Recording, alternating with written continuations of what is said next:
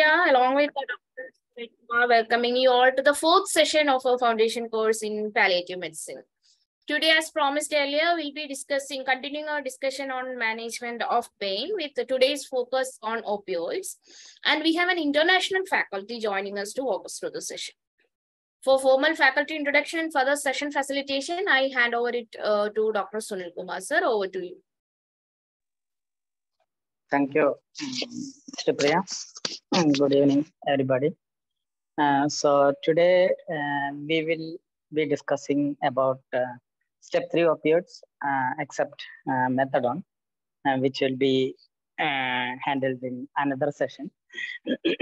So today our faculty is Dr. Theodore.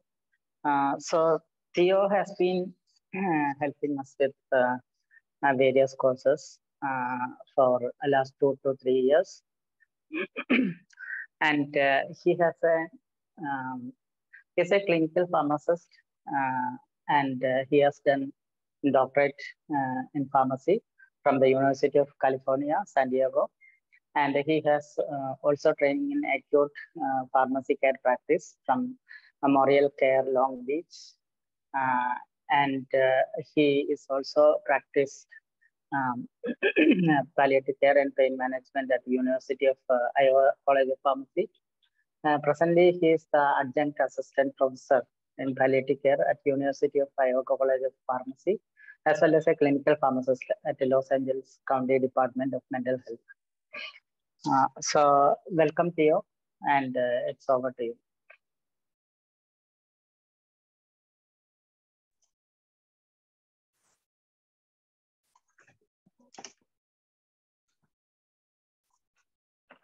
Thank you for the introduction, Dr. Sunil. Sorry, I'm just getting my slides up right now. So bear with me one moment.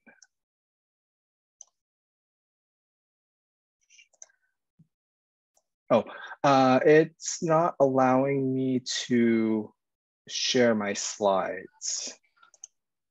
Shreya, please making co-host. Sir, it was already done. I think there was some technical glitch. Let me check, sir. 1 moment.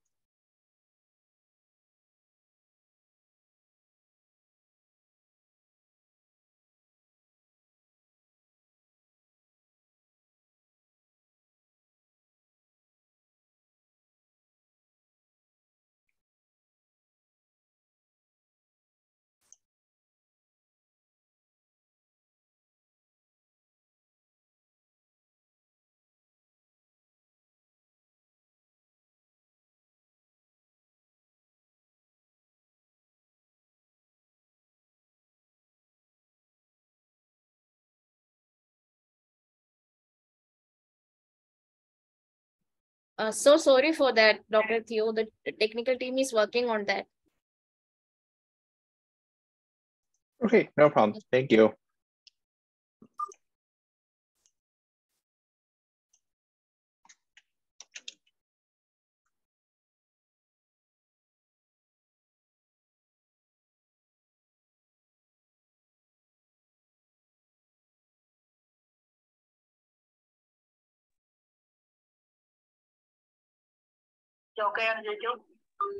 Sir, can you try now?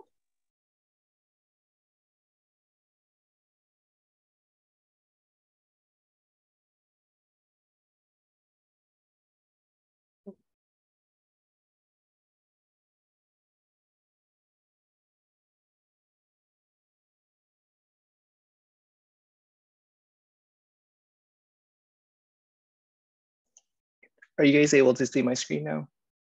Yes, Theo. Okay, thank you. As mentioned in the introduction, today's focus will be, what is this?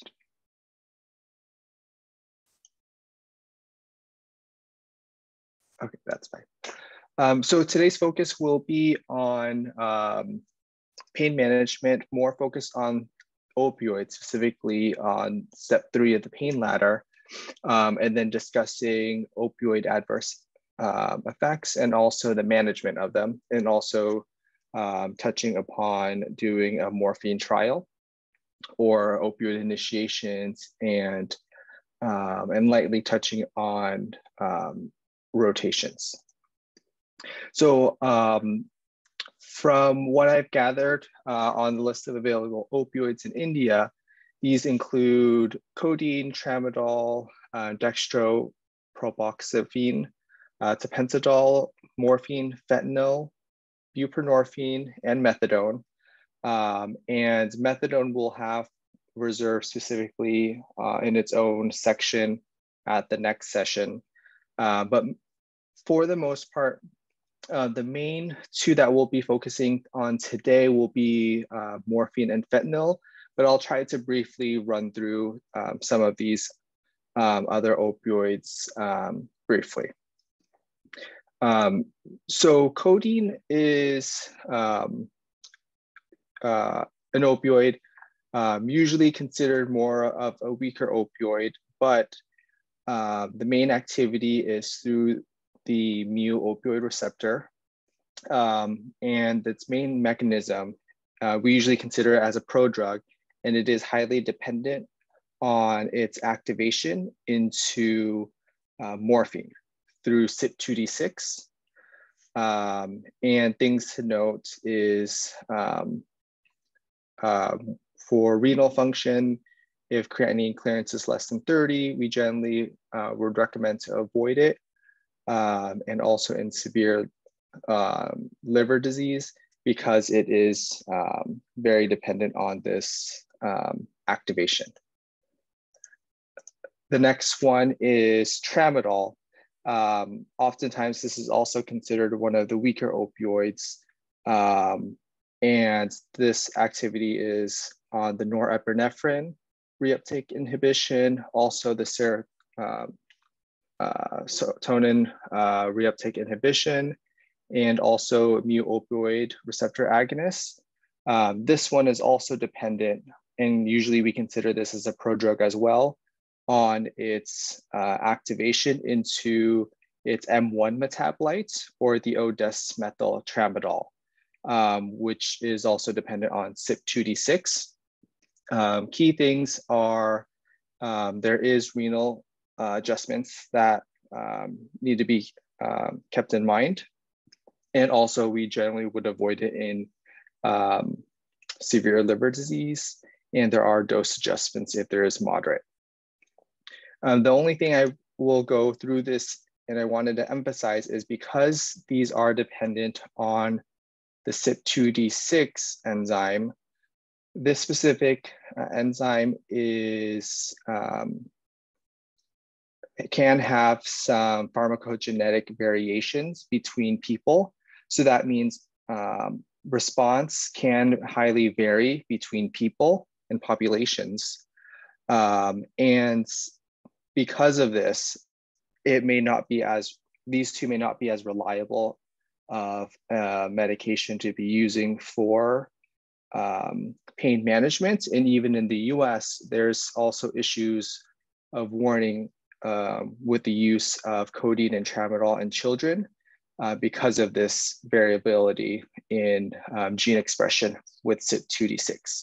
Some may be poor metabolizers, meaning they're unable to activate these medications efficiently, so they may respond poorly to them, versus other people may be ultra rapid metabolizers, meaning they're able to metabolize these medications and create a higher level of the active metabolites, which can be dangerous when you're using a standard dose, and there can be a big variation in how people are responding. Okay, and another opioid is tapentadol. And its receptor activity with the norepinephrine reuptake inhibition, and also the mu opioid receptor agonist. The key thing to note with tapentadol is because it also has this norepinephrine reuptake inhibition, this mechanism allows it to help with targeting neuropathic pain. And through its metabolism, it primarily goes through phase 2 glucuronidation, which is, as we'll touch upon the other opioids, helpful when we think of using in different hepatic functions. So usually when we're thinking of phase 1, so that's primarily the CYP enzymes, there's more caution with severe liver disease. But there is things to keep in mind for renal and hepatic dose adjustments. Methadone, like I mentioned, we will touch upon with the next section. And buprenorphine is a very unique opioid that can be utilized for pain. And in the US, it is also used for opioid use disorders or addiction. What makes it very unique is it acts as a mu-opioid receptor agonist, meaning that when it binds to the mu-opioid, it doesn't have full agonistic activity, and it does a partial. So when we think of this, that may make us think that it is weaker of an opioid, but actually in studies and used for pain, it actually is very effective in pain. And with some studies, they've actually found that it can be helpful in neuropathic pain components. But the key thing to note is because it is a mu receptor agonist, there is some caution to be used when initiating it, especially for those that may be opioid tolerant or on very high doses of opioids. If someone is on high dose opioids, there's caution because if you start someone and transition them on a high dose of buprenorphine, that can actually precipitate withdrawal symptoms. So typically when we're using buprenorphine, we may think of using it in people that are more opioid naive, or for more experienced clinicians, there may be thoughts about making sure that you initiate on very low doses of buprenorphine to do microinductions or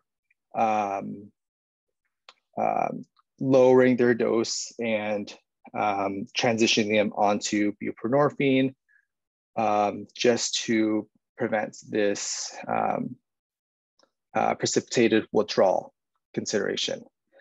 And the unique thing with buprenorphine is its chemical half-life is significantly longer than some of the other standard opioids that are typically around 4 hours. The other thing is that it does have very poor oral absorption. So most of the formulation that it's used in will typically involve sublingual tablets, films, or transdermal patches.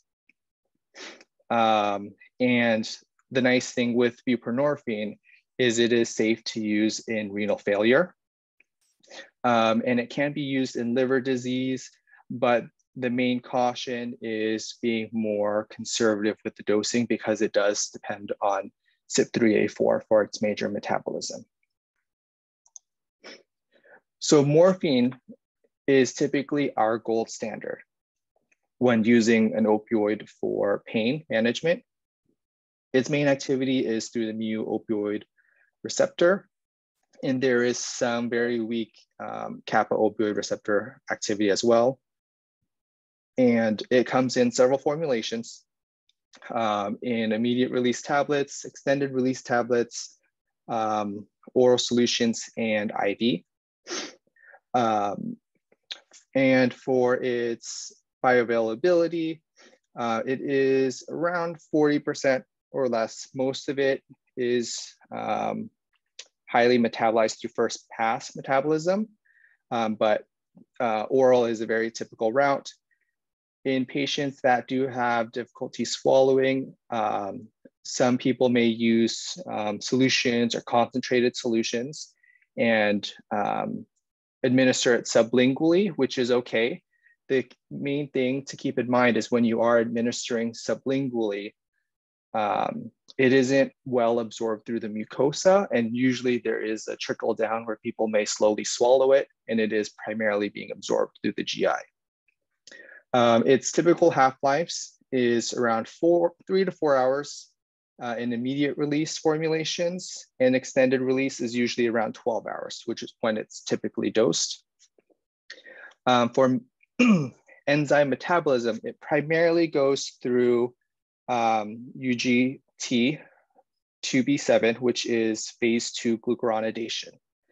The major metabolites are morphine-3 glucuronide and morphine-6 glucuronide.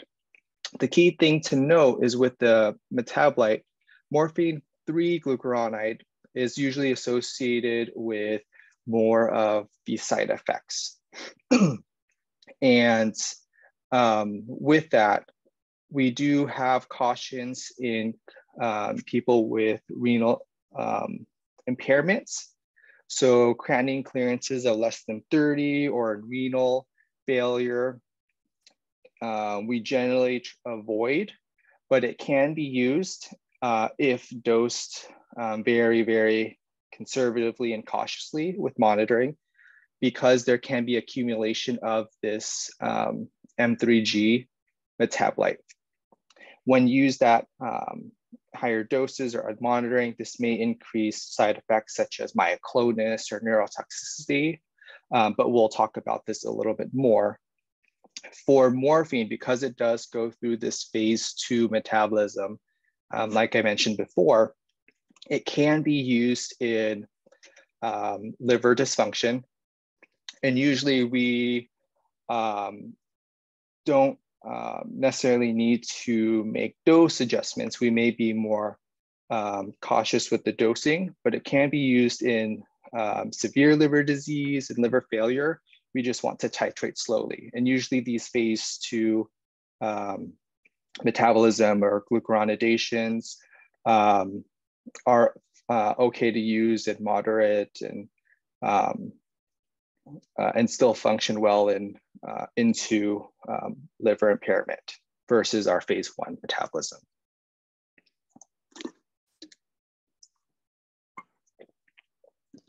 Our next opioid is fentanyl.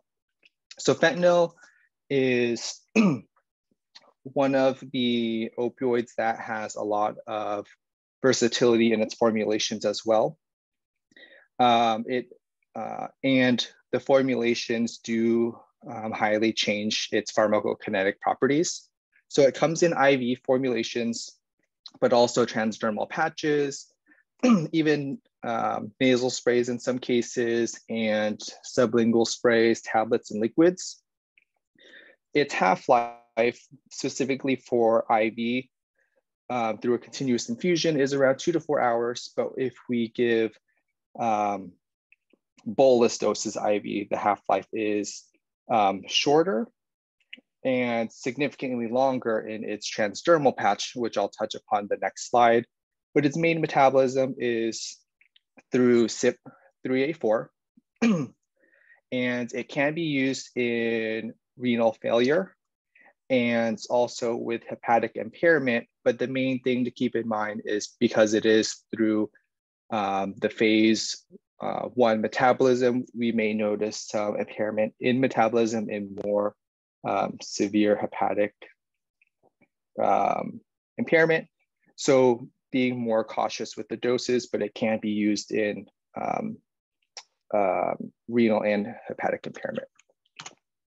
So for the fentanyl patches, the main thing to keep in mind is these should only be used in patients that are opioid tolerant.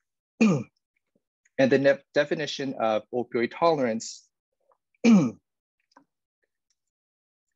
is patients that are using at least 60 milligrams of oral morphine equivalents per day. And typically with transdermal patches, it's usually being dosed every 72 hours. And it'll be important to educate patients to make sure that they remove old patches before applying new ones and rotating the sites. In some cases, patients may notice that they may feel that their patch is only lasting 48 hours.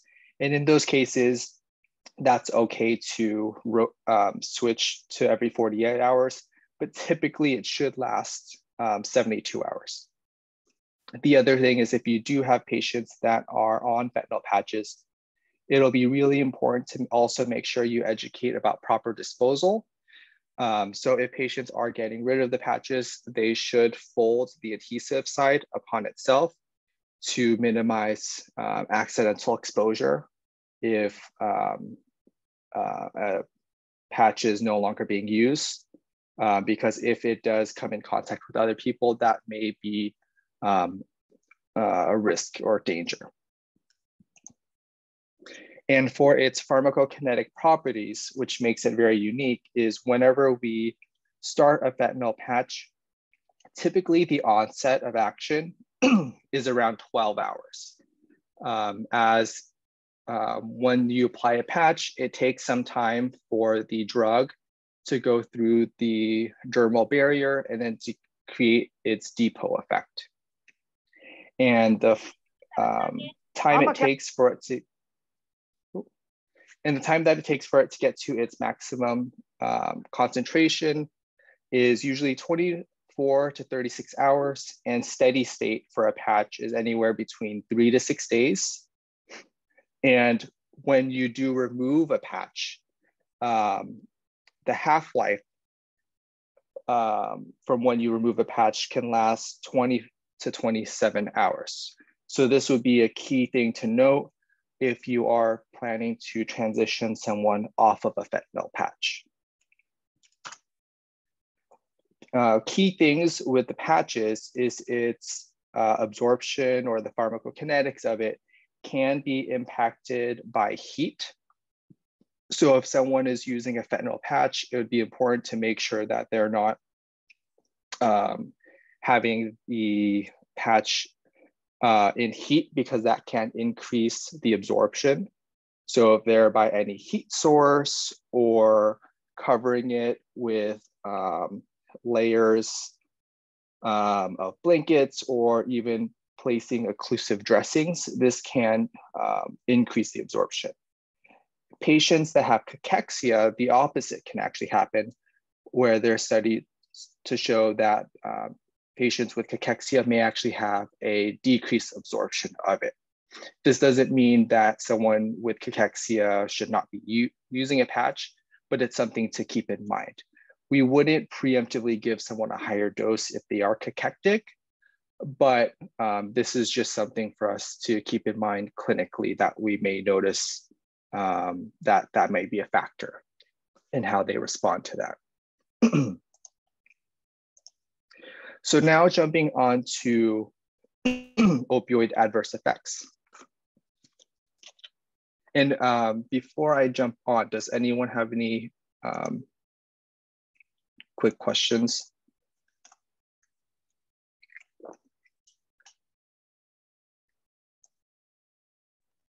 Sir, about dextropropoxyphene. Oh, for dextro, for that opioid, I did not include it on my slide since I'm not familiar with it. In the US, it was removed because of from the FDA due to some risk with cardiac effects compared to other opioids. And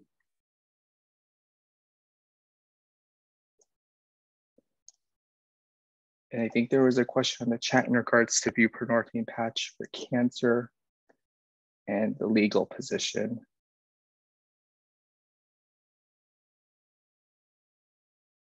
Yeah, so I'll leave that for Dr. Sunil to maybe mention on the legal aspects of it at the end. And one question is regarding buprenorphine. Since it is having withdrawal issues, it will be a good drug for combination with paracetamol or NSAIDs. So just to clarify with the buprenorphine,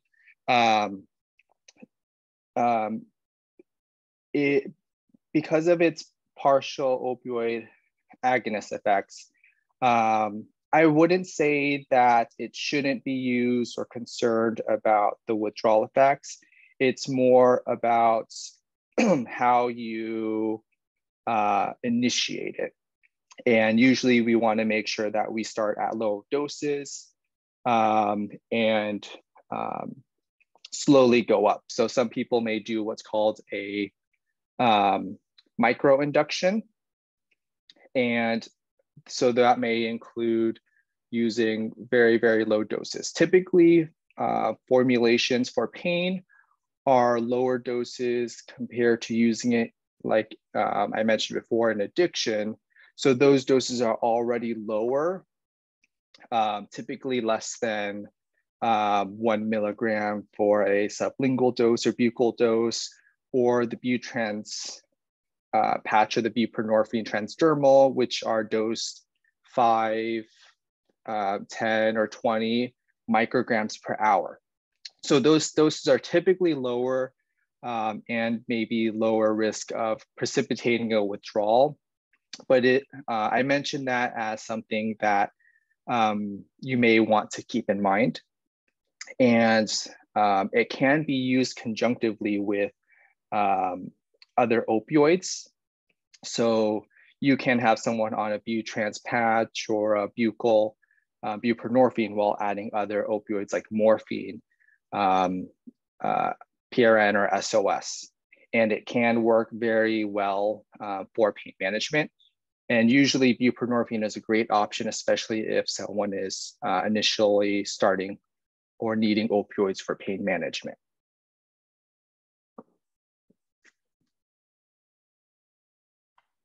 Okay. And then in regards to tapering, we can touch upon that towards the end. Okay, so let's go on to opioid adverse effects.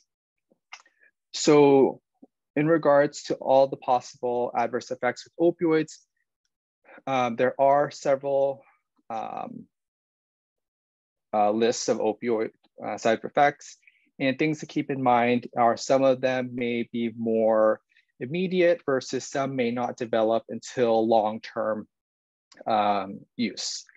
So these adverse effects can include constipation, sedation, respiratory depression, pruritus, urinary retention, delirium, bradycardia, and hypotension, and also opioid-induced androgen deficiency, which is typically more of a chronic side effect, immunosuppression, which is also a more side effect with more chronic use, hyperalgesia, and potential seizures, but we'll run through these.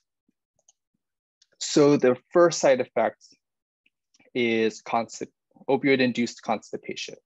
And the incidence is very common.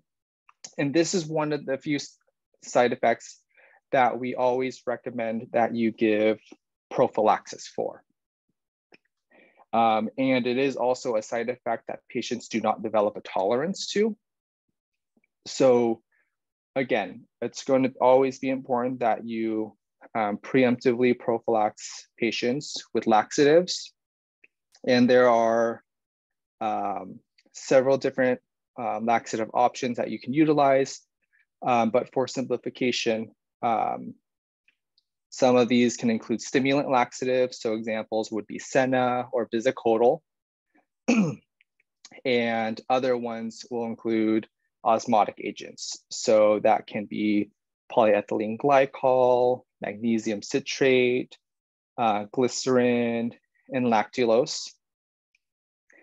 And more of the latter line or last line agents are PMORs, which are the peripheral acting mu opioid receptor antagonists, which may include methyl naltrexone, naloxegol, and naldehyde. So with the laxatives, on our osmotic agents, these work by drawing water into the intestines to hydrate and soften the stool. And I've included some of the formulations of some of these products that are available. Key things to note is in the US, our typical mainstay is propylethylene glycol or Miralax, and it works very well. It can be mixed with water, juices, and in large doses, it can be used for things like bowel prep, which we may see commonly for preparing for things like a colonoscopy. Lactulose can be used. It's often seen in use for severe liver diseases or cirrhosis. The main side effects to note with lactulose is it can cause bloating and gas. And it can be very distasteful because it's very, very sweet for patients. Magnesium citrate or magnesium hydroxide can work well as an osmotic agent, but the key thing is because of the magnesium content, there is a caution of its use in renal dysfunction, because patients with renal dysfunction, they may not be able to excrete magnesium, so that can cause a risk for high levels of magnesium. For our stimulant agents, they work by irritating the GI sensory nerves to increase colonic motility and decrease water absorption. So agents such as senna or bisacodyl, the main side effects to keep in mind is it can potentially cause abdominal cramping. And you can always titrate these to affect whether that if a patient's having loose stools, then it can be, the doses can be decreased or used as needed. Or if the initial dose is not enough, you can educate patients to self-titrate if needed to their upper limits. But usually our goal is to have patients maintain a normal bowel movement to whatever is normal to them, or about a soft forward bowel movement every 1 to 2 days. For the next set of agents, which is the peripheral acting mu opioid receptor antagonists, these work by blocking the mu opioid receptors in the gut to restore function in the enteric nervous system. So this may include methyl naltrexone, which is Relistor, that is available as an oral tablet, but also as a subcutaneous injection. And there's also naloxegol and naldehyde, which are also oral tablets. The key things with these medications is it's very important to make sure before you use them, we always recommend that you optimize their oral regimen before getting to these agents, and potentially consider other even rectal therapies too, including enemas or suppositories as well, because you may want to make sure that there is no bowel obstruction, because that can have a risk of causing GI perforation, because this is a very aggressive therapy. When patients do use these agents, they can have very aggressive response to it, because it is peripherally blocking the mu opioid receptors, and patients can have a very aggressive bowel movements within minutes, especially the subcutaneous injection of the methyl naltrexone. So that's going to be a very, very important point. And so for the contraindications, again, so I mentioned you want to make sure that there is no bowel obstruction. And for rectal therapies such as suppositories or enemas, you want to make sure that patients are not neutropenic, since any damage to the rectal mucosa can increase risk for infection. For laxatives, the agents that we typically recommend to avoid, which would be stool softeners such as docusate. And we usually recommend to avoid this because they are not effective in opioid-induced constipation. They don't increase the GI motility, and when compared to placebo, that there is not a significant impact. For bulking agents such as psyllium or fiber, oftentimes we think of this as effective in constipation because it can help with bulk forming and inducing a bowel movement, but it can actually be counterintuitive, especially in patients that aren't able to sufficiently intake enough fluids. And because of this decrease in gut motility,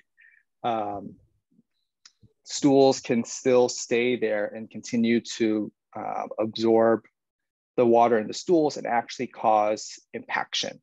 So we usually recommend to avoid psyllium and fiber in patients as a laxative regimen in patients with opioid-induced constipation, because this can actually cause more harm than benefit. And if anyone is using psyllium or fiber bulking agents, they need to be able to have a PO intake of at least 1.5 liters a day. If it's any less than that, they may run that risk of getting a fecal impaction. So general recommended approaches is always provide laxatives for prophylaxis. In patients that are exhibiting constipation, our goal usually is to have them have a bowel movement by day 3. So you can aggressively titrate oral regimens. You want to minimize other drugs that can cause constipation. So any agents that might be anticholinergic, and confirm that there's no current impaction or obstruction that's causing that.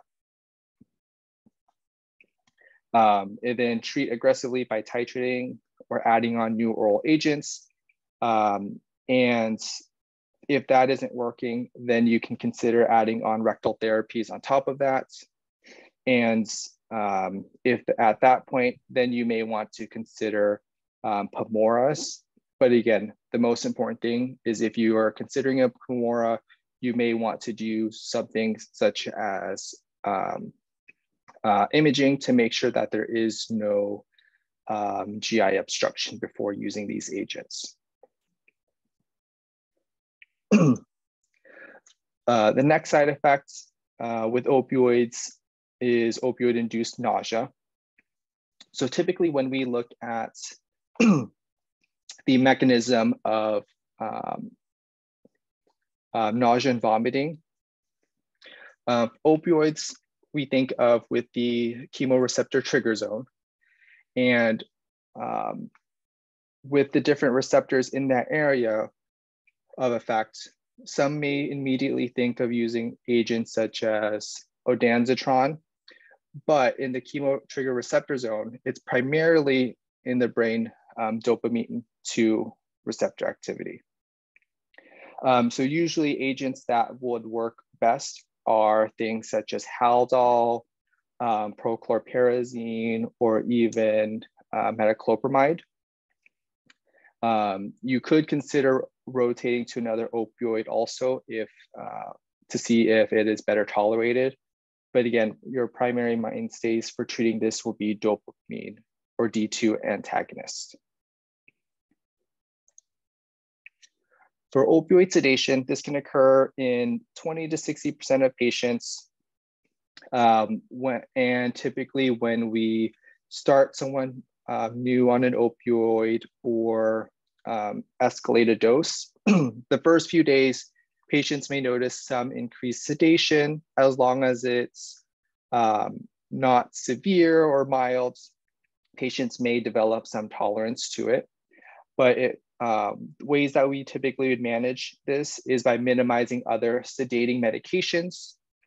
You could consider reducing the opioid dose if the sedation is very severe, or rotating opioids. These are typically our mainstays. In more severe cases, usually not recommended to add on more agents or complicate regimens. Some people may consider adding a psychostimulant like methylphenidate, but usually we don't typically go to this route. We usually go by minimizing other medications or the rotating an opioid, or giving some time to see if this improves. For opioid-induced respiratory depression, this is a very serious side effect that we always want to monitor for. And usually the presentation of sedation will occur before respiratory depression. And the main management is by monitoring patients, providing education to families members. But when we think about risk factors or drug interactions, we want to keep in mind avoiding CNS depressants. So common culprits of this may be benzodiazepines, alcohol use, and also gabapentinoids such as gabapentin or pregabalin can increase some of these risks for opioid-induced respiratory depression. Even though we see that it is commonly used for pain management, this is just something for us to keep in mind, that this can actually increase this risk. And there's also been issued warnings of increased risk of opioid respiratory depression from the FDA. And some other agents that are often forgotten about are skeletal muscle relaxants. So big things is to provide thorough counseling to caregivers and family about symptoms to look out for, such as sedation. If it becomes severe, knowing when, what other symptoms to look at. If patients are non-responsive, if their respiratory rate is dropping between less than 8, or if their periphery or their lips are becoming more pale or bluish, right? This is when we are very concerned about respiratory depression. And initially we want to consider reducing or holding opioid doses. But if it gets to that point where the respiratory depression is, say, less than 8, then the main way that we would treat this is with reversal of naloxone. But we always want to prevent this before it gets to that point. Another potential side effect can be opioid-induced pruritus. And the incidence can be anywhere from 2 to 10%. Usually we find this more common in neuroaxial administrations of opioids, such as epidural or intrathecal injections or infusions, and more commonly found in morphine, because we know that morphine can have some histamine activation. So management options, primarily, we would go with doing an opioid rotation. There are some evidence for medications that can help, such as targeting the serotonin receptor with agents such as ondansetron. In other cases, you can use what we would mu-opioid receptor antagonists, such as low-dose naloxone continuous infusions, or mixed agonist antagonist opioids, such as nalbuphine.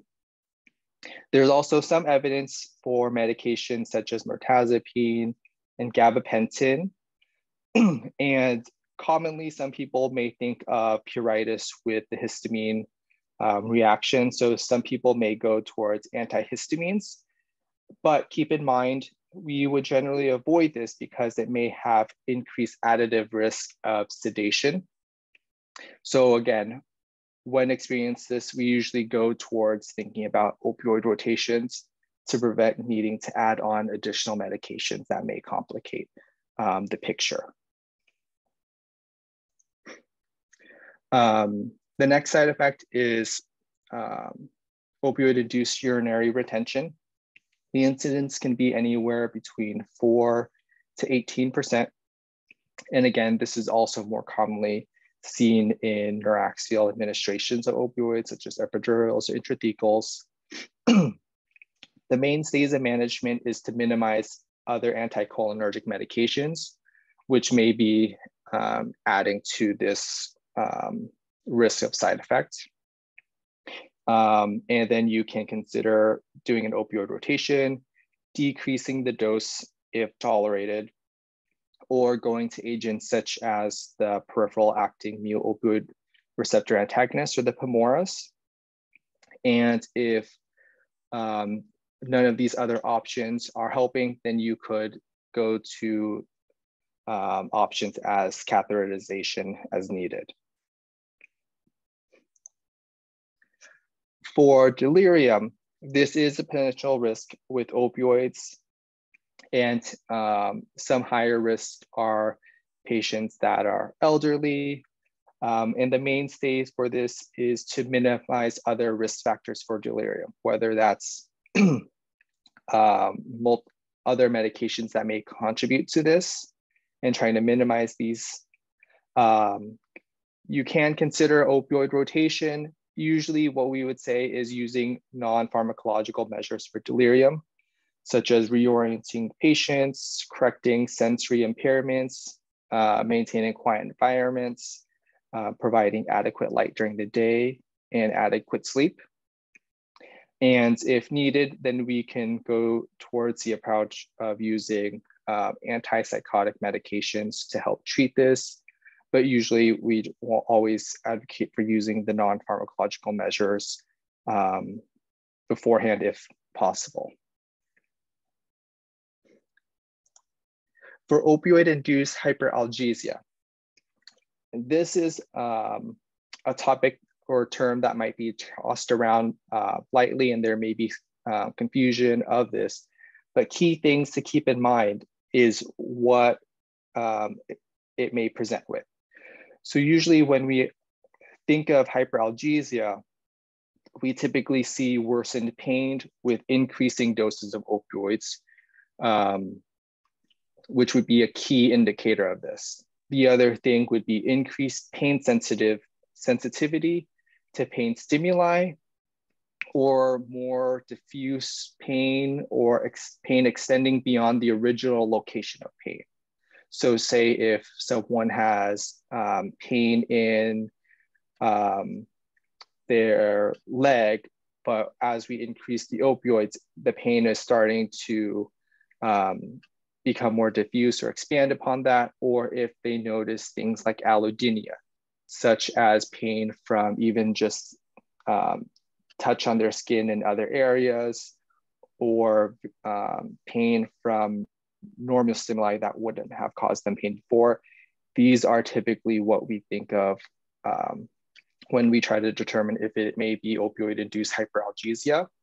And some of the proposed mechanisms of this is a potential toxic effect of the 3-glucuronide metabolites, central sensitization from NMDA activation, and an increased spinal dynorphins and descending facilitation.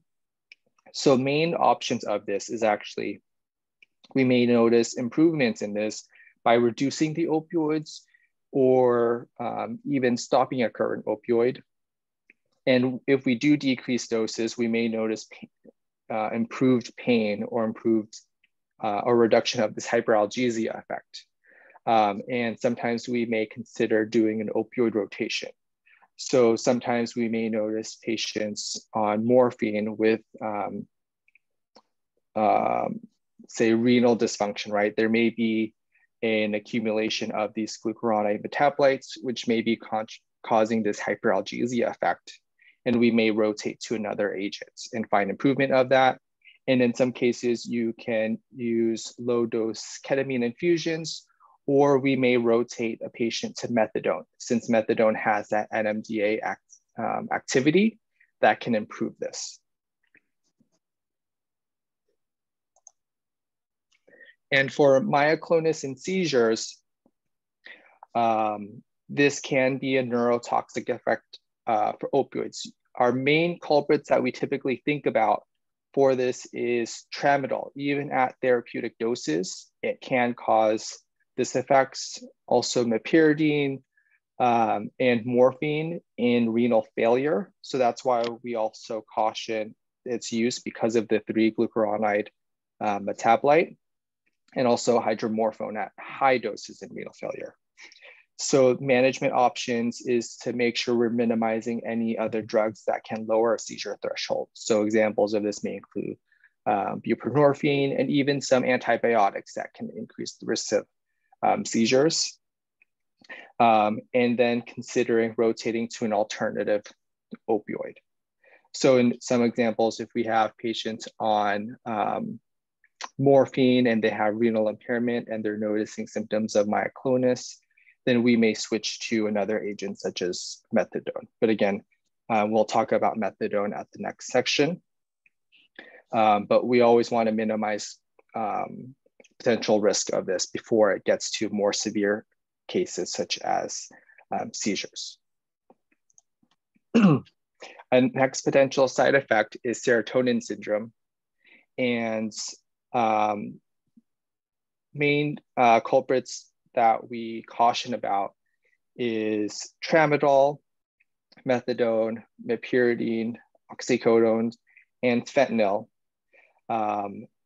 And the main way we manage this is by trying to minimize use of multiple serotonergic medications if we're able to.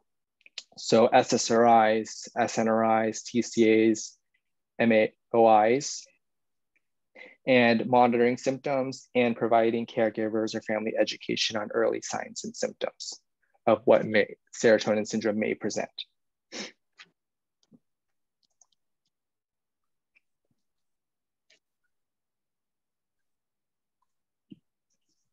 Okay, so next we'll touch upon morphine trial. So when we initiate an opioid, as I mentioned before, typically our mainstay for initiating opioids is morphine. So if we are initiating someone on that, usually using our standard doses and providing SOS or as needed dosing is usually where I would go to. And then assessing how patients are responding. So gathering information about where their pain is before, how their pain is responding after each dose, and then calculating what their daily requirements are. So how many of the SOS doses are they needing? And from that point, right, then we can then better determine if we need to make adjustments to this. So some rules of thumb is, for example, if someone's saying their pain is well controlled and they're only using a few doses, like 3 or 4 doses a day, then it sounds like they may be responding well to the therapy and no change is necessarily needed.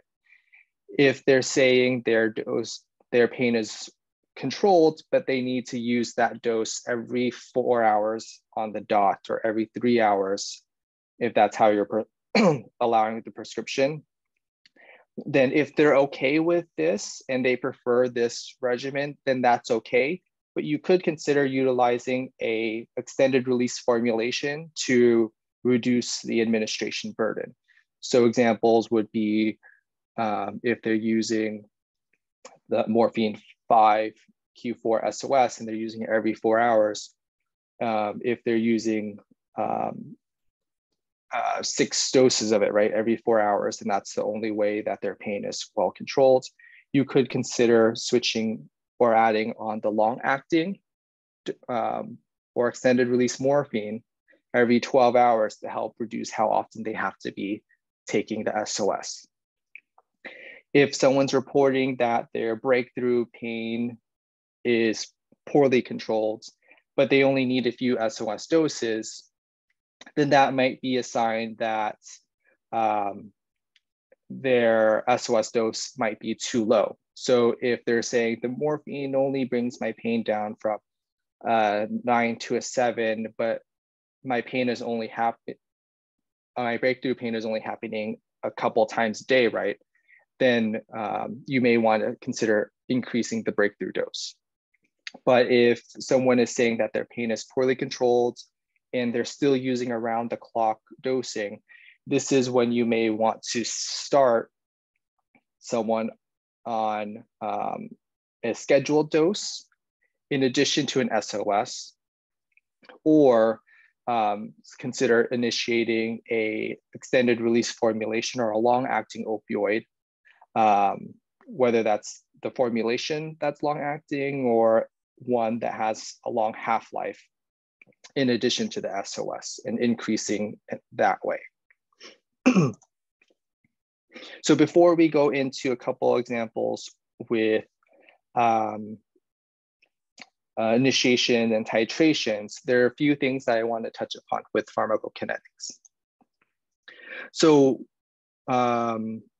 when we think of medications and the formulations, right, they all can be affected by the route or formulation of the medication. And immediate release formulations do have faster onsets, but typically shorter durations. So an IR may take 30 minutes after oral absorption to peak, but they will only last 4 hours, versus an extended release may take onset of action of 4 hours, but will last 12 hours. That is something to keep in mind. And when we are making adjustments with medication doses, a very important key concept is steady state. And that is the time it takes when a drug input is equal to a drug elimination. And this can vary by the drug chemical half-life, the formulations, and the route that's administered. And the good rule of thumb is typically steady state is achieved by 3 or 5 half-lives.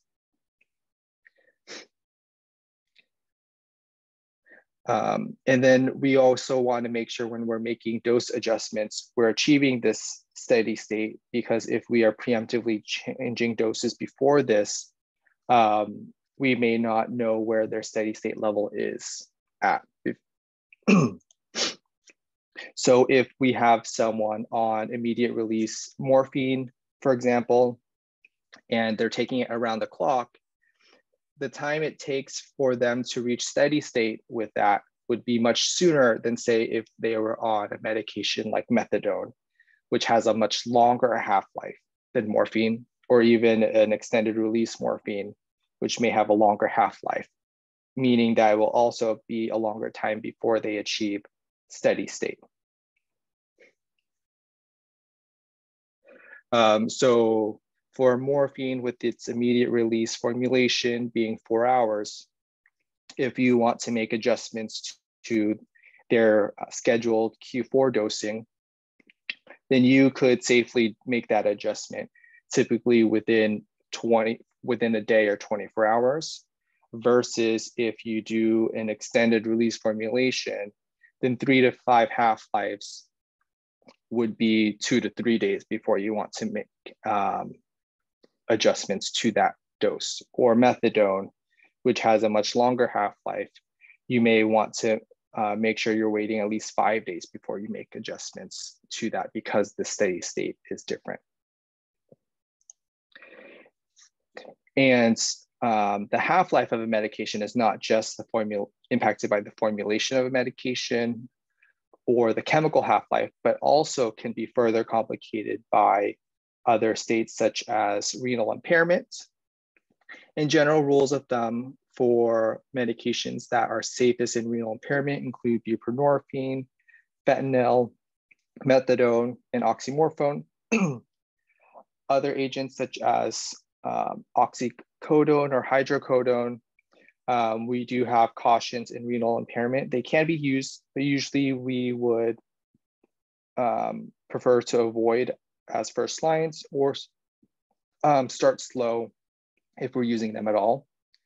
And medications in severe renal impairment or renal failure, we would typically avoid morphine or hydromorphone. However, there is some clinical judgment that is indicated. So if someone may only need a couple doses of low dose morphine, it can be used in renal failure, but we do want to closely monitor, but keep in mind that there may be increased risk of these side effects, such as the accumulation of those 3 glucuronide metabolites that can contribute to neurotoxicity.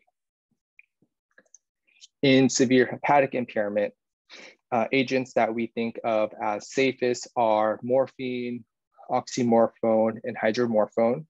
And this is because, as I mentioned before, these are the agents that go through phase 2 hepatic metabolism, which is through glucuronidation. And that is typically preserved in hepatic impairment. Agents that we caution are oxycodone and methadone.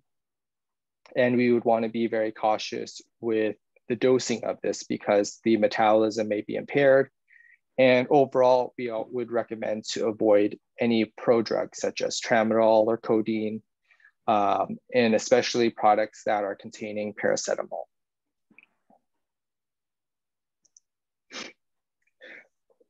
So now going to examples of titrations. So if we have a patient that is on immediate release morphine being prescribed Q4 SOS, the important thing is to ask how many doses a day are they using of that SOS. So in this case, if someone's saying they're taking 6 doses a day, their pain is improved from 9 out of 10 to 5 out of 10 after each dose.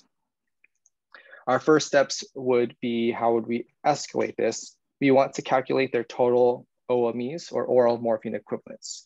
So in this case, if they're using 6 doses a day, then we've calculated that they're using 30 milligrams of oral morphine equivalents a day. So if we wanted to consider adding a extended release formulation of morphine, then it would be reasonable because their pain is improved with this, rolling over this into the extended release morphine. Or if extended release is not an option, then you can have them on a scheduled Q4 dosing, but then also making sure that you include as needed or breakthrough dose for their pain. So typically we would say 10 to 15% of their total OME requirements. In this case, the smallest formulation for morphine is the 5 milligrams. So you can add that as on top of their either scheduled extended release or scheduled IR morphine. And then you would further assess how their pain is controlled as they use the SOS doses to escalate. So for another example, if a patient is on ER morphine, 15 milligrams, Q12 hours, they're also being prescribed immediate release morphine, 10 milligrams, Q3 hours SOS. They're reporting that they're requiring to take 7 doses a day, and their pain is improved from a 7 to 4 after each breakthrough dose. If they're mentioning that with the team the plan is they may be doing palliative radiation or some other intervention that is anticipated to improve pain, the first thing is always going to be calculating their total OMEs. So in this case, they're using 2 doses of the 15 milligrams extended release, which is a total of 30. They're using 7 doses of their breakthrough morphine. So that is an additional 70 milligrams. So their total OME is 100 milligrams. the key thing to note is, in this case, if they have some intervention that we are anticipating may improve their pain, then we may want to be more conservative when we initiate or increase, say, a long-acting opioid or their basal opioid. So instead of rolling all of this over, we may want to be more conservative about this. So in this case, if we think that there may be a modest improvement of it, then we can consider, instead of rolling over 100 milligrams a day into their long-acting, we may want to do less than that. So say morphine ER 30 milligrams Q12. So that would touch upon 60 milligrams a day, but then also allow them to have the SOS or breakthrough dosing so they can supplement for their pain, because we anticipate their opioid requirements may decrease. Versus if this was a pain that we anticipate that may continue to be the same or potentially worsen, right? Then I would be more aggressive and roll over their opioid requirements into their long-acting to reduce their breakthrough dosing burden or better control of the pain. So in cases, say if we wanted to do an opioid rotation or switch to another opioid, different institutions may have their own opioid conversion table. I provided a list from that I often use for conversions, but you may want to refer to your own institution or what your practice uses, and there may be some variations on these ratio numbers. But this is typically what you would utilize for your calculations. So IV morphine or parenteral morphine is a 10 to, say, oral, which is a 30 ratio. And I'll run through an example calculation later, but the key thing to note here also is for transdermal fentanyl or continuous infusion fentanyl, that one is treated on a different ratio, and usually we use a 2-to-1 ratio. So when we calculate this, we consider every 2 milligrams of oral morphine per day is equivalent to 1 microgram per hour of transdermal or continuous infusion fentanyl. So example, if someone is on 50 milligrams of oral morphine a day, then this may be equivalent to a 25 microgram per hour fentanyl patch. And the thing to note is I'll also be talking about empirically reducing for incomplete cross tolerance, but for this ratio for transdermal or continuous infusion fentanyl, this already includes the considerations for incomplete cross tolerance. So you don't need to do this in addition to that. But touching upon incomplete cross tolerance, this is a phenomenon that we see that when we switch patients to different opioids, they may not have the same levels of tolerance or may have better response at lower doses. So in this case, we may want to consider empirically reducing a dose when we perform an opioid rotation for the sake of safety. Because if they do respond better to a different opioid, they may not have that same requirements. And when does this apply? Oftentimes, the key thing to note is if a patient's pain is moderately or well-controlled, then you could consider doing an additional decrease of 25 to 50% when we do an opioid rotation. But say if at their current regimen, their pain is still at 10 out of 10, poorly controlled, and you're doing an opioid rotation, This may not apply because we know that their dose on this current opioid may need to be escalating to a higher dose. So when we do this rotation, we don't necessarily always need to also do a further dose reduction because we know at the current opioid that they would need a dose escalation. So for a case example, if we had a patient that we wanted to switch from oxycodone, from morphine to oxycodone, the way that we would go about this, in this case, a patient on morphine ER, 30 milligrams, Q12 hours, in addition to morphine IR, SOS, and they're taking one dose, their pain is well controlled, and we want to switch them to oxycodone ER.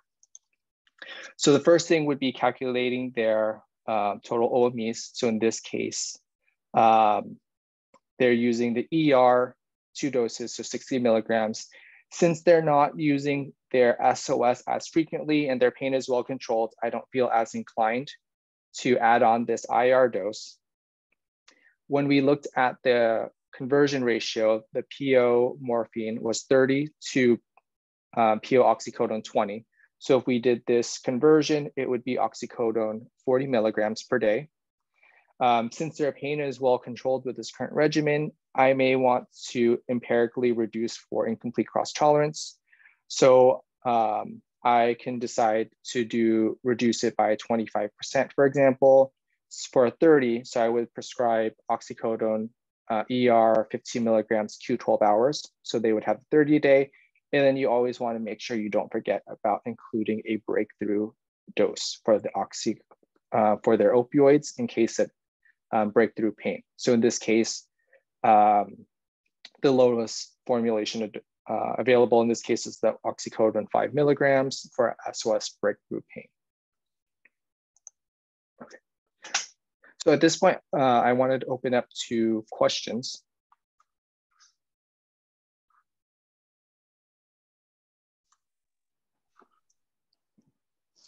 Okay, thank you, Theo. So if you have any questions, we can take 1 or 2 questions now. And others, you can post your doubts in the chat box.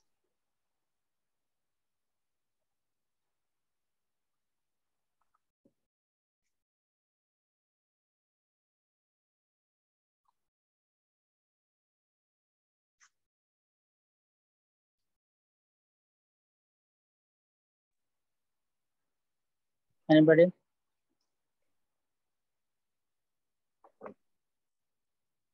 Yeah, Theo, can you explain the cross tolerance once more? Right. So for cross tolerance, so with different opioids, they may have some variations on the impacts on the opioid receptors or response because of the difference in the chemical structure. So people may have a different level of tolerance when we switch between agents. So for the same dose of an equivalent opioid, when we do a rotation, we may notice that patients may respond better when we switch to these agents. So that's why we empirically will decrease, let me jump back there. Like I mentioned, potentially 25 to 50% to assess response. And this is more of a precaution or safety approach that we do to this. Because if there is less requirements, then that may mean if we do this dose reduction, then they may actually respond well to this versus if they do have incomplete cross tolerance and their pain is well controlled and we do that full conversion, then that may be a dose that's too high. But again, when we do this, we're taking a conservative approach. If their pain is still not as well controlled with that decrease, right? We still want to make sure they have enough of the SOS or breakthrough dose that they can supplement. But once we reassess the response, we can always increase doses safely as needed. But again, we always want to be conservative versus potentially dosing them too high, especially when we think about a basal or long-acting opioid. Yeah, even though it is not applicable in India, I see a question between conversion ratio between morphine and oxycodone. Oxycodone is not available in India. Yeah.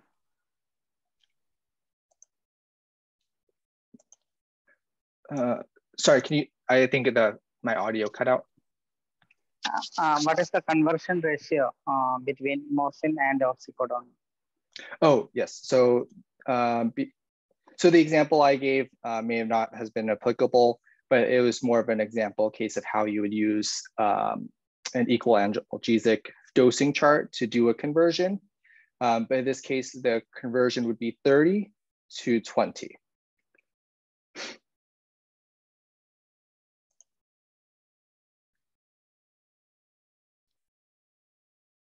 So there is another question on morphine, the use of parenteral morphine. So morphine can be administered rectally, and when we use rectal morphine, I would consider its dosing to be similar to somewhat similar to the oral dosing equivalent of it. I would potentially also think in regards to formulation that is available in India, I'm not sure if morphine suppositories are available. I might pass that off to Sunil, but in some cases you can use like liquid morphine to administer if needed.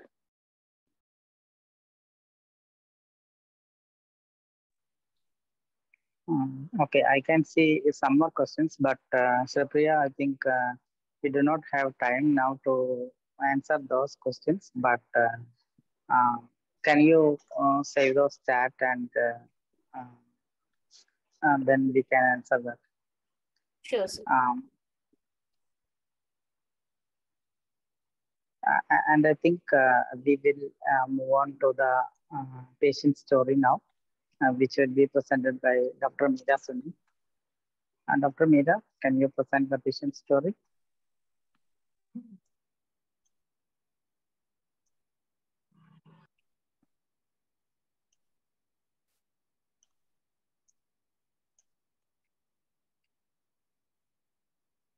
Good evening, everyone. Myself, Dr. Meera Sunil, working as an intensivist in a private hospital near Trivandrum. Going to my case presentation. My case is of a 58-year-old female patient diagnosed with the stage 4 adenocarcinoma pancreas. Presenting complaints were there were abdominal pain and weight loss for past 1 month. About the history of illness, patient had a single child with a postmenopausal history, evaluated with the complaints of dull aching pain, abdominal pain, radiating the back for 1 month duration. The pain was of continuous dull aching to back, aggravated by supine posture and after meals, which is relieved by leaning forward position. It is associated with the vomiting also. She gives a history of 5 kg weight loss for the past 1 month and loss of appetite. There was no other relevant history, and she is in the past history. She is a diabetic and on OH for past 10 years. Details not available. On examination, patient was conscious, well oriented, in a bending forward posture. Her vitals were stable, and on exam, per abdomen, soft to right hypochondral tenderness present. No other significant. All other systems were found to be normal. Next slide, please. Coming to the treatment and investigation, all routine investigations were normal at the time of admission. Amylase lipase were also normal. CA 99 30 was elevated. CT thorax, abdomen, and pelvis show a large heterogeneously enhancing solid cystic mass lesion noted in the distal body and tail of pancreas which measures about 6.5 into 5.5 centimeters with a multiple mildly enlarged mediastinal nodes, multiple pleural-based, fissural-based nodules, which shows metastasis, and multiple bilobar hepatic lesions. The largest measures about 4.5 to 3.5 centimeters. Percutaneous biopsy from pancreatic lesion showed moderately differentiated adenocarcinoma. And she was planned for palliative chemotherapy with the FOLFIRINOX 12 cycles followed by reassessment for response. The psychosocial aspects of the patient, her husband had a history of recent stroke and he is bedridden. She has a single child who is mentally retarded, and she was the only earning member of the family with the poor social support and relative support.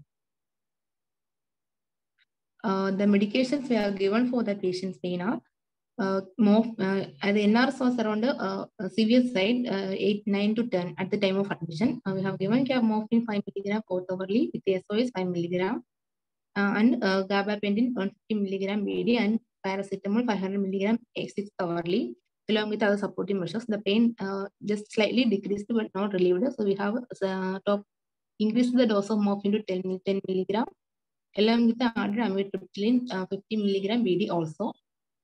Now the NRS decreased to 4 to 5, but not relieved completely. To a partial extent also, now also patient is having pain.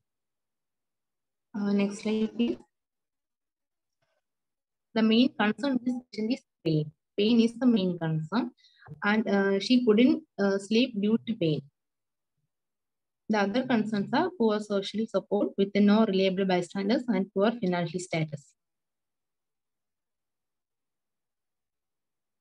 Coming to summary, it's a 58-year-old female patient from a low socio-economic status with the poor social support, diagnosed with the stage 4 pancreatic cancer. She is on palliative chemotherapy and patient is having severe pain due to locally infiltrating pancreatic distal body lesion.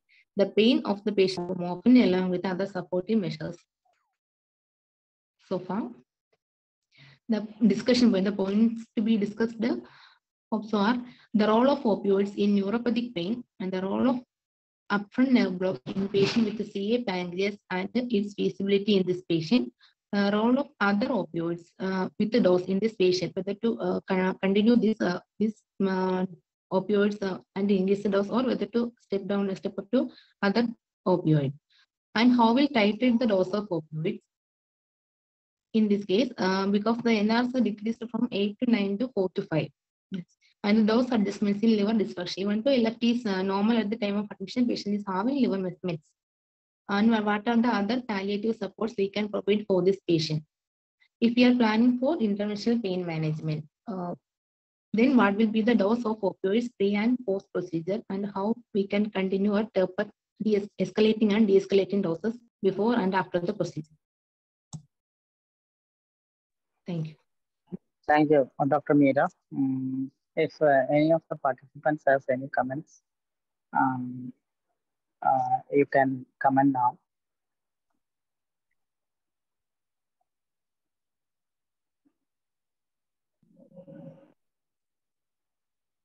Anybody?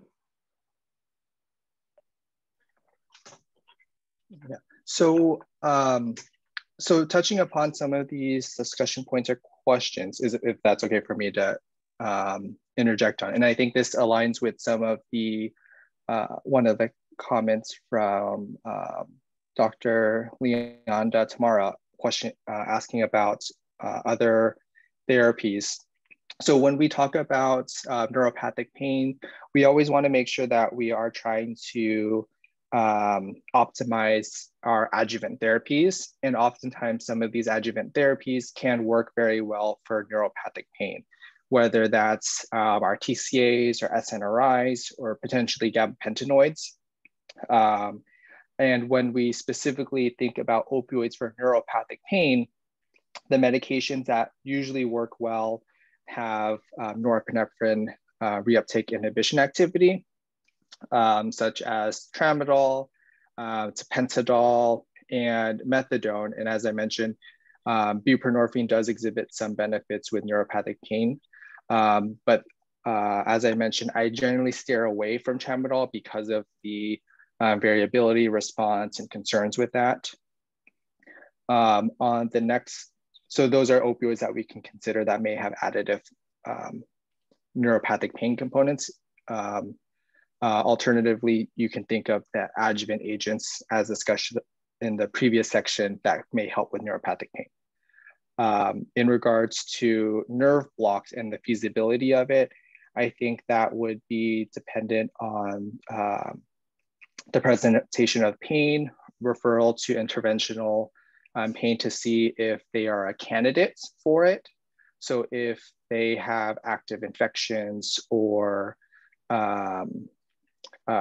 high bleed risks for a procedure that may preclude them from completing the procedure, that may need assessment from interventional pain. But with efficacy for pancreatic cancer, things such as a celiac plexus block may be very effective. And if they are able to complete that, then that may significantly improve their pain and maybe even reduce significantly how much they may need for their opioid requirements. But keeping in mind that when we do these nerve blocks, whether they're doing a temporary block with lidocaine, which may not last long, or if they're doing a ganglion lysis, which may be more permanent, these nerve blocks may last with nerve lysis 3 to 6 months for longevity of efficacy. So if the patient's prognosis is longer than that, then the pain may slowly come back and they may need to repeat it. So that may impact the feasibility of doing blocks. And I think we've kind of touched on other opioids. With titration, as I mentioned, you want to assess their response to the opioids and consider escalating based on their response. Whether if they're needing more around the clock dosing, then you may want to increase their basal, such as their scheduled opioid, to better control that. And in regards to liver dysfunction, and I'm sorry, I'm kind of rambling on. I know we're short on time, so I'm trying to touch upon these points. For liver dysfunction, as I mentioned before, morphine can be used even in severe liver impairment. The main thing is just monitoring for that and the response, whether we may need to be conservative with titrations or decrease the dose. But typically speaking, when we think of morphine, we can use in liver dysfunction versus if we rotate to another agent such as methadone, which we'll talk in the next session, we may want to be more conservative or more slow with dose titrations. And I think I touched upon if we do any procedures for opioids, if we anticipate pain may improve, we may want to be conservative about how we titrate their opioids and leave room for if their pain or opioid requirements decrease. If they're at a stable regimen, but they're going to do an interventional procedure or treatment, we may want to consult with the team and talk with them if we anticipate that this may improve their pain. And we can empirically reduce their long-acting opioid or scheduled opioid, but make sure that we give enough opioids for their SOS or breakthrough dose to supplement in the meantime while we wait for this period for their pain to adjust or improve after the procedure.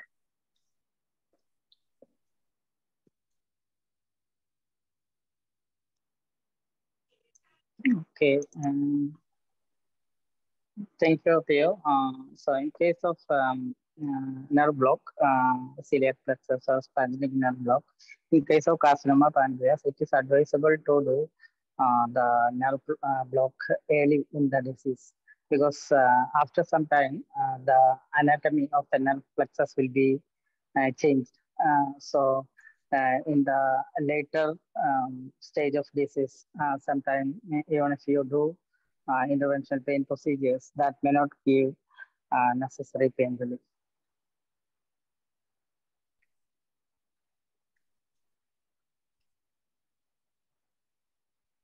Anybody else?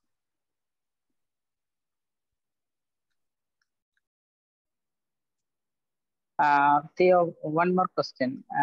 Do you use any opioids for if the patient has any dental problems? I guess that depends on what dental problems you are talking about. So just think about a tooth extraction. Right. So typically for more simple dental procedures like a tooth extraction, usually we wouldn't go towards jumping to an opioid. If it's a tooth extraction, we would usually go towards using an NSAID first for that pain. Okay. So Dr. Meera, do you have any more questions? No, sir. Okay. And I think there was a question about using antihistamines for pruritus. Specifically with pruritus, it's maybe a histamine response with morphine, but with other opioids, it may be more of an adverse reaction versus an allergic reaction. But there could be a response with an antihistamine with pruritus, but there may also not be. But typically, I would say if the pruritus is intolerable, if you're able to rotate to a different opioid and they're responding well to it, then that may be a preferred route versus adding on another medication that may complicate things with adding additional side effects or increased sedation, which may increase risk for patients.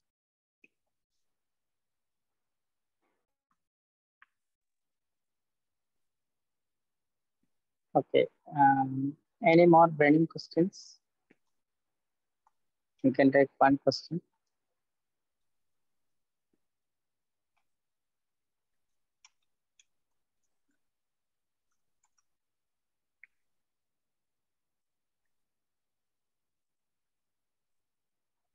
Excuse me, sir. Yeah. In this case, if you are not given the celiac toxin initially, what will be the maximum dose of morphine we can give prior to the block to decide whether to give block or not? There is no maximum dose, Meera, because then why? And then what will be the criteria whether to do a block or no block or not? In other cases also. Yeah, especially in CA pancreas, it is advisable to do interventional pain block early in the course of illness. I told you after some time the anatomy of the nerve plexus will get changed, and then it will not be proper pain relief. But in cases of I'm not an expert in interventional pain management, but still uh, our we some of our patients undergo interventional pain. So what in other cases what we do is if it is not responding to the conventional analgesics, or if we think there is a definite need for interventional pain management. Suppose the patient is taking morphine and he is taking only 30 milligram per day, and patient is becoming drowsy with the dose. That means that pain is not responding to opioids. So in such cases, you can try interventional pain management. But what you have to understand is interventional pain management is not a universal facility which is available for all. It is available only in few centers. So that makes it more complicated, and even it is very costly. So it will be available only to those centers. And if the physician is experienced in finding out which pain is more sensitive to interventional pain management, then I think that patient will undergo interventional pain procedures. Otherwise, usually many of the patients does not undergo pain management. And it is said that with the WHO analgesic ladder alone, it will give pain relief in at least 70% of the patients. But with the availability of methadone, I think now it is maybe it will increase up to 80-85%. And we had a patient who had buccal mucosa and carcinoma of the thyroid, and he had a neuropathic pain in the mandibular nerve area. So this patient underwent extramandibular nerve block 3 times without any pain relief. But when we started this patient on methadone, he had very good pain relief. So we have many other examples to talk about this. So just telling you that interventional pain management may not be effective in all and every patient, and it may not be long lasting also. So that's another thing which we need to understand. So I think we overshooted our time. So I think we have to wind up the session now. So thank you, Theo, for being with us and giving an excellent presentation. And thank you, Dr. Meera, for presenting patient story, which generated a lot of discussion. And thank you, everybody. So we will see you on Wednesday. Thank you. Thank you, everyone. Thank you, everyone, for joining in. Thank you, Dr. Theo. We do suppose that your time zone is entirely different, and I think your day has just started. So yes. Still, you found out time to interact with a cohort of doctors, anticipating a busy day ahead. So thank you so much for joining us. And thank you everyone for making this session also as interactive as possible. So with a positive note that we will meet again on Wednesday with another interesting topic and yet another eminent faculty. This is Sripriya, along with Dr. Theo and Dr. Sunil, signing off from the Tips Echo Hub. See you in the next session. Till then, everyone, take care. Bye-bye. Bye-bye.